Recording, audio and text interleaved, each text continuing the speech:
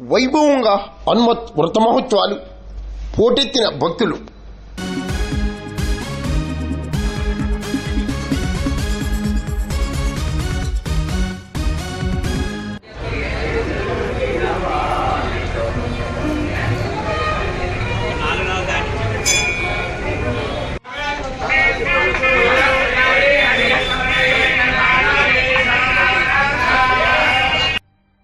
ఆలయ ధర్మకర్త పతాంజలి ఆధ్వర్యంలో అర్చకులు చక్రవర్తుల నారాయణాచార్యులు, వేద పండితులు ప్రసన్న ఆంజనేయ స్వామికి విశేష పూజలు చేశారు. సామూహిక హనుమత్ వ్రత పూజలను ఘనంగా నిర్వహించారు.